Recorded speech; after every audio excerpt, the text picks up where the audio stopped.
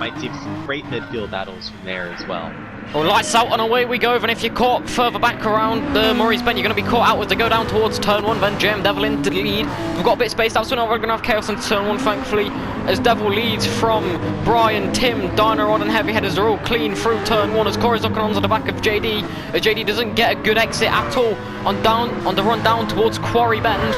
Corey in that Mercedes AMG is going side by side with that Mazda. And he's going to have to go around the outside of Quarry here, but this is going to be amazing. Further back, Phil's got past Sergio, I believe.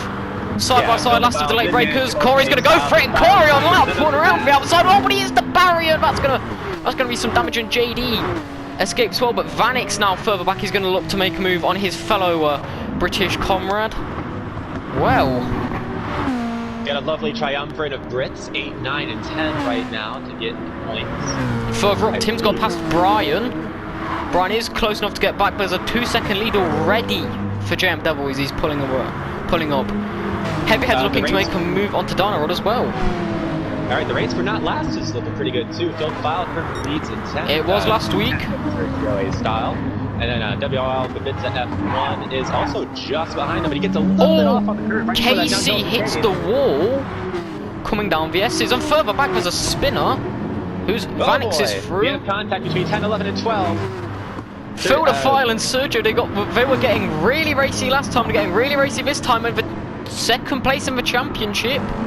JD is in last. That's really because there's a 4-man train here.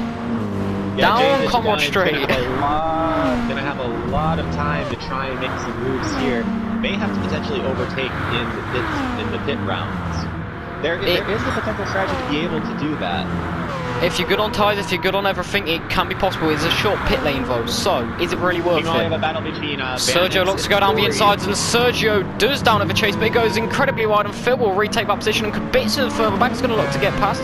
There's a bit of contact there as he's in that BMW M6. Well, it's the end lap 1. 4-second lead already for JM Devil, followed by KML Brian, who's got past Tim. We didn't see that. Dynarod's now, was we right on board with Dynarod in that Porsche 911 for Ireland. He's trying to chase down Tim and take away Tim's debut podium. He's not going to be close enough, I don't think, going into Quarry. Or is he? Dynarod's been here before.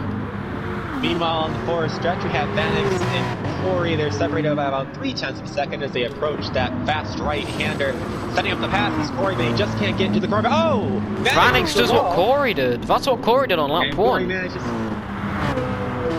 Oh, could have a nice little battle for the podium here. Devil's off into the distance. He's already got a 9-second lead. Well, that's the thing, if it can continue to collect like 2 seconds or 3 seconds a lap, pretty soon we're going to get into the territory. Brian very shaky at the dipper. Half second between Terrible Tim and Dynarod for the podium battle here as we approach that downhill Krypton. They've just gotten out of that, about to go into the forest, or not the forest stretch, but the back stretch. Comrade String. On String. Okay. Well, whilst we may as well talk about a bit of history of this track. This track it holds 2 major events. The Bathurst 12 Hour, which was it's meant to be this weekend, but it's cancelled due to COVID, and that's why we did the Bathurst 120. You see why it's 120. 120, it's only 2 hours, but it's a bit of a tribute. It's a good event, and also the Bathurst 1000, which is a V8 Supercars event, the staple on that calendar, or the staple event on that calendar, and it's always exciting. Bathurst, no matter what you're watching, Supercars GT never fails to disappoint. Vanix into the downhill chicane. Vanix felt a little bit of the pressure there, got a little loose, managed to hold on to its position. They're within a second of each other right there at 8, 9. Was Vanix and Corey, you go side by side. There's going to be contact as Vanix scrapes the wall, and JD's going to look to pull out. He's going to just tuck into the slipstream as Vanix has the slipstream from Corey. Down JD in that Mazda. It's a very beautiful car. I said it last week. But it's the Porsche 911. It's a very all-round car and a beautiful Martini livery. If you know the history of that, you know. Down towards the chase then. JD pulls out. Side by side through the chase. There's a bit of contact, but no one goes wide. Is Vanix going to look for a bit of a dive bomb to pull it back? Phil's not close enough to really get the battle. And Vanix goes wide. He looks to cut the corner and there's contact and he spins him! Oh no, Vanix, that's going to be a penalty, I'm telling you now. Battle there.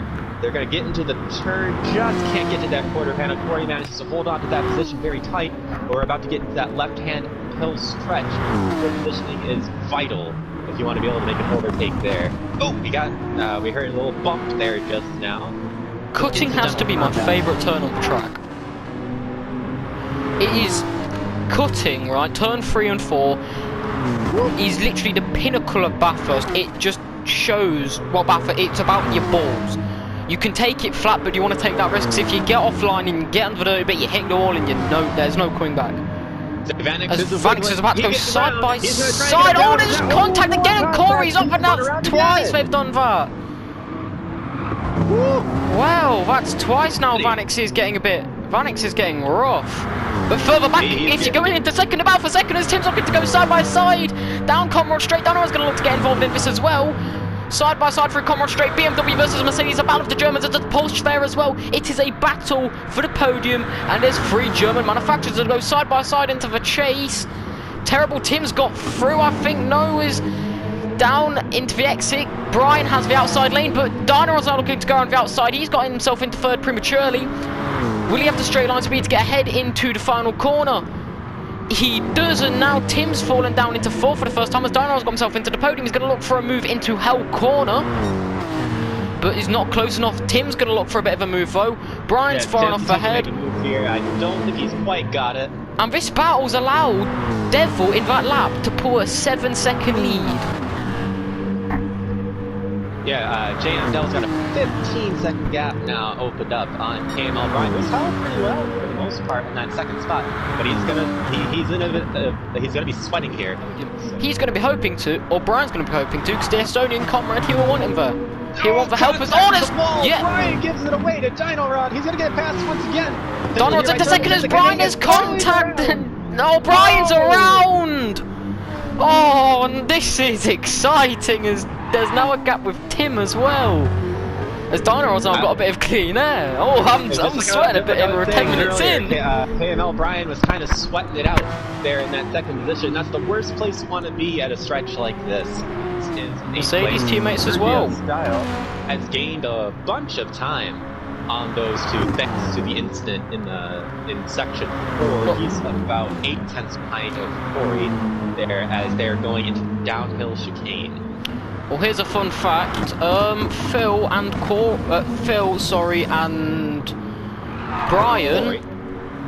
Brian are teammates. If you go check, they've got the same livery. Sergio's trying to get involved with this battle for the final points as he's now caught up in that VW Beetle. Yes, that might be a pretty good strategy. I have to admit, you know, as an oval specialist, double stinting tires always is important. Yeah, the whole thing of not fixing tires would be really risky at certain Well, tracks. in NASCAR, the Mercedes driver's down in 5th. There's a bit of contact. Brian gets onto the grass, and Corey, he's not really close enough. He's going to look maybe for a switchback. No, he's not close enough. He's just going to look for a better exit further back, down in 7th.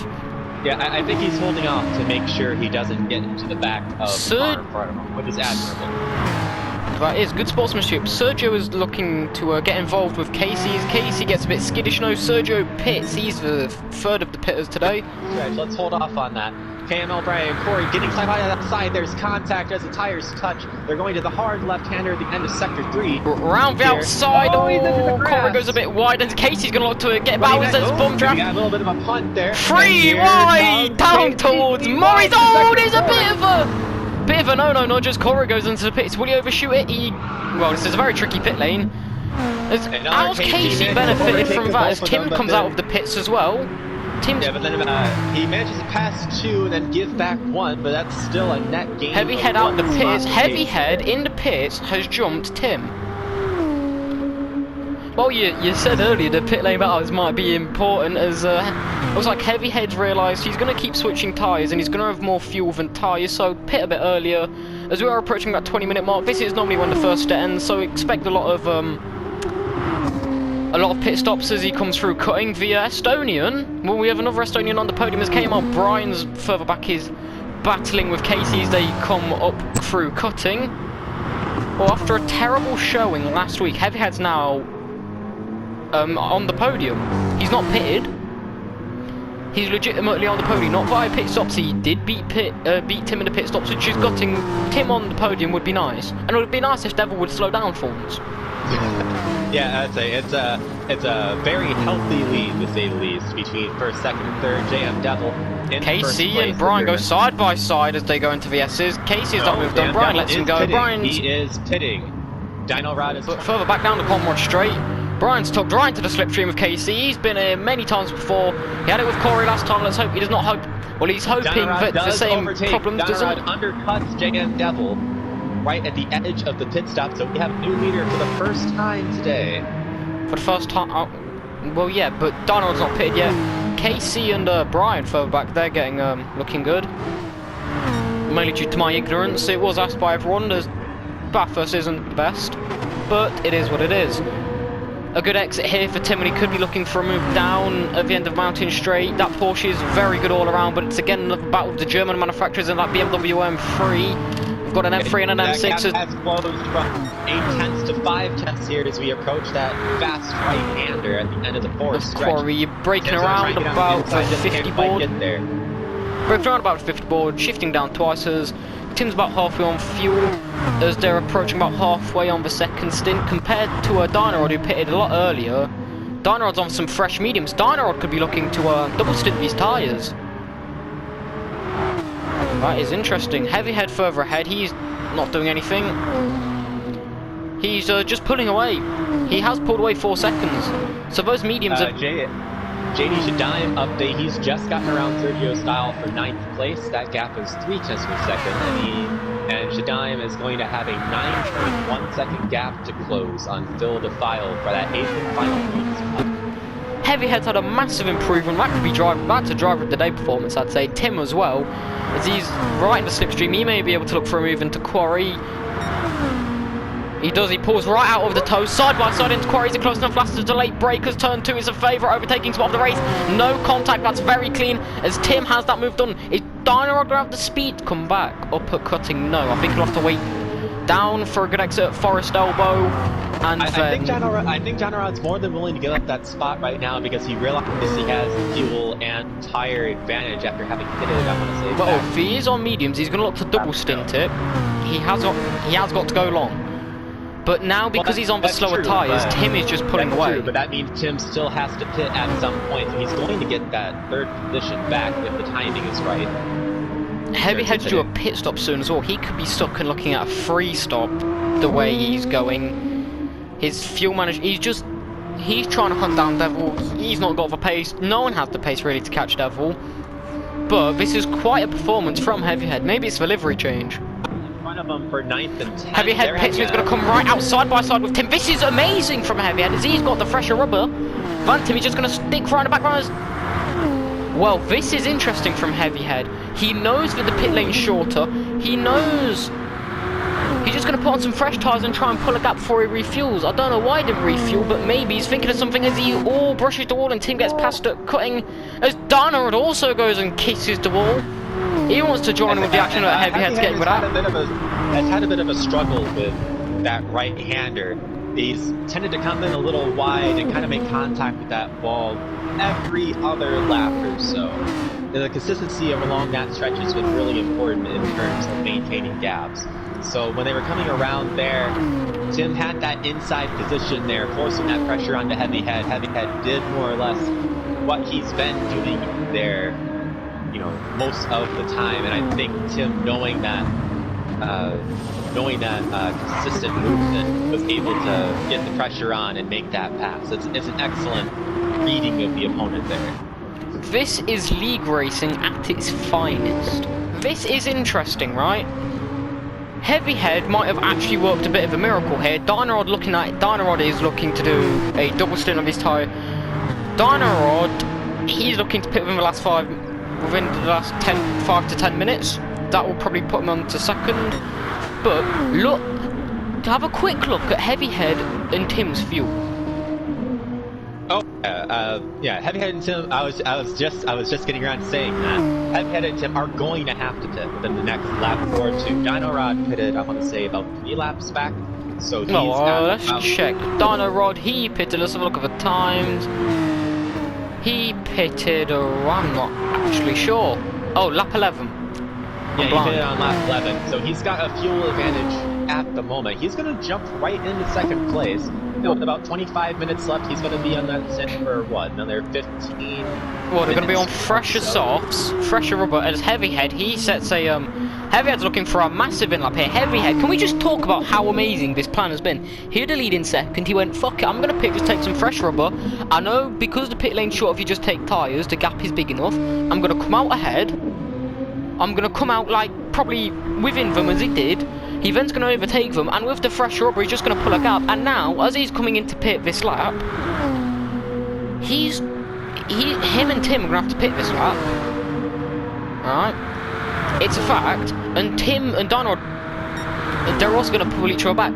So, Heavyhead can maintain second here, maintain third, sorry, and have a big lead as well. As Donald is looking for a move, he almost spins Tim, I think, there.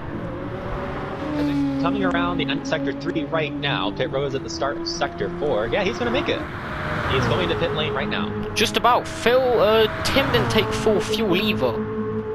So Tim might just about get the jump on Heavyhead.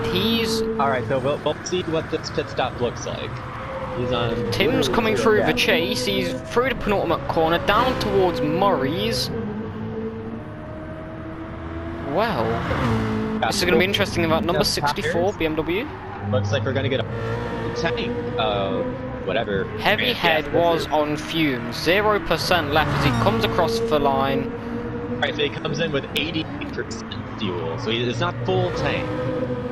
Heavyhead is ahead, Heavyhead is ahead and he holds his gap.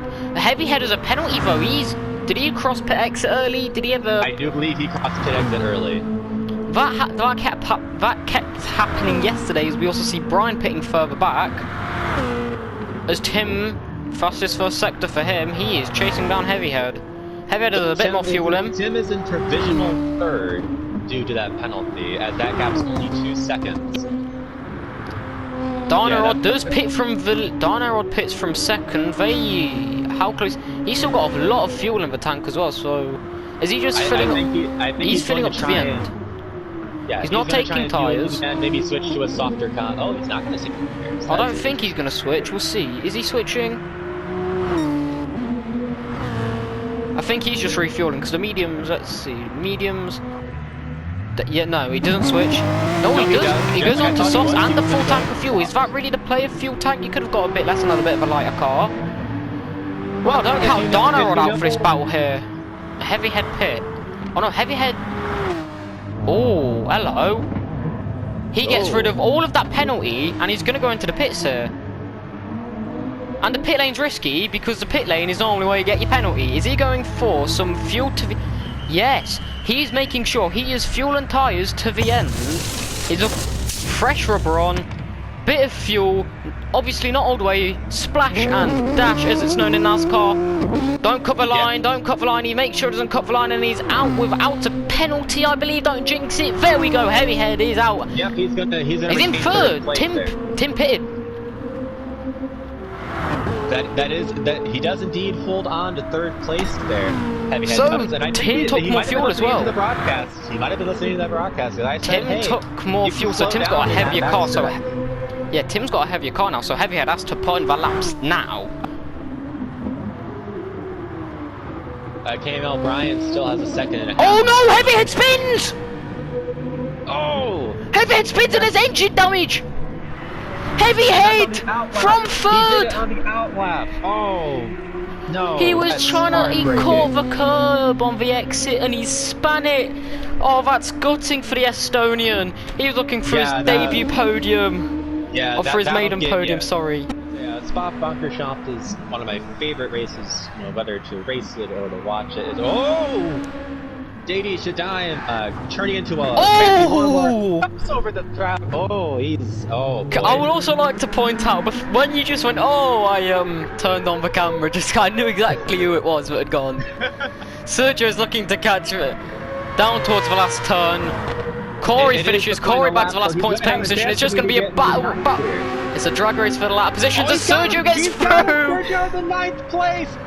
Tim further. JM Devil, I would also like to point out, I was just being gifted a cruise lap as Dynarod comes around the final turn to take second, and that will secure JM Devil the win. As Terrible Tim now comes around the final turn, he will get his debut podium. And Heavyhead, you just have to feel for him. Vanek's been running in that like 8, 9, 10 spot most of the race, and he found his way up to 7th, even having to serve the penalty. That's a heck of a run on a debut for him as well. Well, he's down the back straight. We've got 2 more finishers, but congratulations to JM Devil. He just crossed the line, so our leader has officially won the race. And no donuts. He just goes about it. He goes about his business. He never does some donuts. Congratulations, Devil. Look at his lap times, consistent all the way through. Dynarod second. He's a brilliant drive for him. Terrible Tim as well, get himself onto the podium.